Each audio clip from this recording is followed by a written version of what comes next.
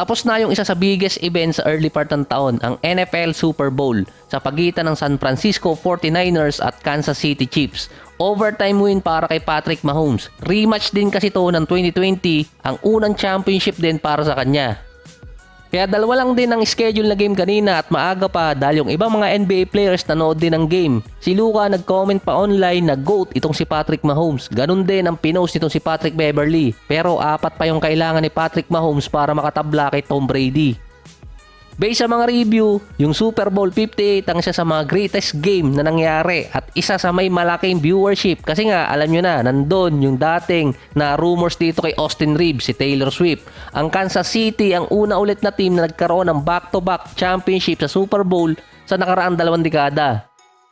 Sa malamang nang hinayang din doon ng NBA, sana tinuloy na lang ni Austin Reeves. Kasi kaya talaga headline si Taylor Swift doon sa NFL dahil sa dinala niyang revenue. Sa 12 games na nanood siya ng game ng Kansas City, $330 million na revenue ang binigay niya. Hindi pa kasama dito yung pang-13 na panonood niya, ito yung Super Bowl. Ito rin ay mula sa TV rating hanggang sales ng merchandise. Si Taylor Swift yung isa sa mga nagdala doon kasi nga biggest star pa rin siya at nung last year, 115 million ang viewership ng Super Bowl. Estimated naman ngayon na nasa 200 million. Present doon ang mga NBA players tulad ni Shaquille O'Neal, Draymond Green at si LeBron. Parang kada taon naman present yung dalawa sa Super Bowl. Si Shaquille O'Neal kasama yung team owner ng Sacramento, si James Harden naman namataan din doon, nakasama niya yung ibang mga rapper at celebrity. Full support kasi siya sa San Francisco kasi California team yun. Suot niya pa yung Joe Montana na jersey at yung mga napansin ng mga fans doon, yung suot na relo ni James Harden na merong presyo na mahigit $900,000. So kailangan ko ring i-connect sa basketball. Ang mga NFL player dati kung hindi sila makakuha ng spot sa roster sa kada team, either magiging wrestler or kaya nasa UFC. So hindi ito yung ketchup.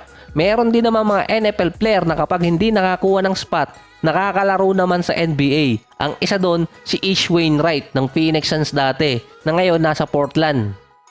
Nung college, nasa lineup siya ng Baylor. Hindi ganun kaganda ang stats nun nitong si Wainwright pero isa siyang defensive player.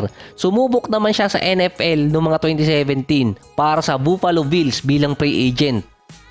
Hindi lang siya nakakuha ng spot noon sa roster. Dito naman siya tumuloy ulit sa basketball na naglaro muna ng ilang taon sa Europe bago kinuha ng Phoenix Suns noong 2021. So nakadalawang teams din naman siya sa NBA. Yung una, yung Suns at yung pangalawa, Portland. Sa ngayon, nasa G-League team siya ng Blazers.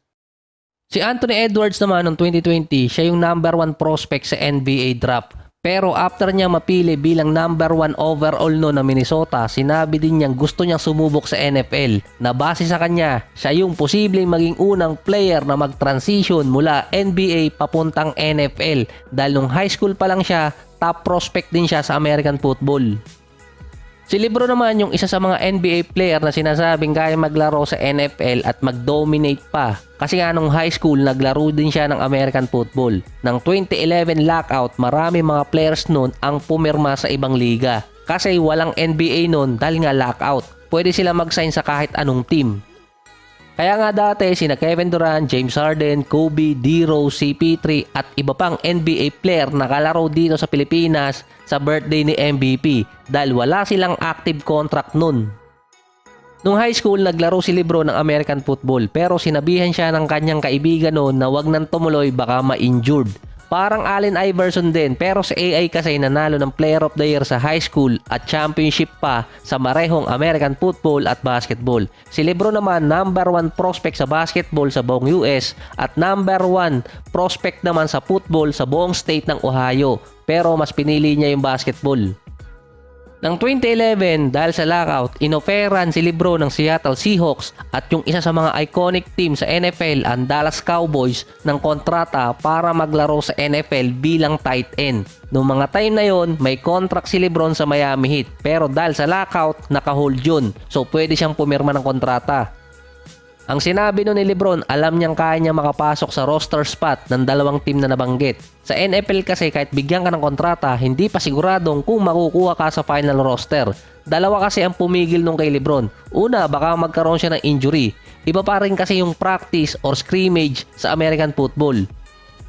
Yung pangalawa, nagkaroon na kasi ng discussion ng NBA at Player Association tungkol nga dun sa lockout. At noon, nag-set up na ng mga meetings. Bumalik din kasi agad si Lebron nun sa court habang nasa process pa ng discussion yung lockout. Nung mga mid-November, nagkaroon na ng tentative agreement ang NBA at Player Association kaya hindi rin natuloy yung discussion ni Lebron sa dalawang team sa NFL. At dahil meron ng sinet na date kung kailan itutuloy yung NBA season para sa 2012, naging live na ulit yung kontrata ni Lebron. Ibig sabihin, di siya pwedeng pumirma ulit.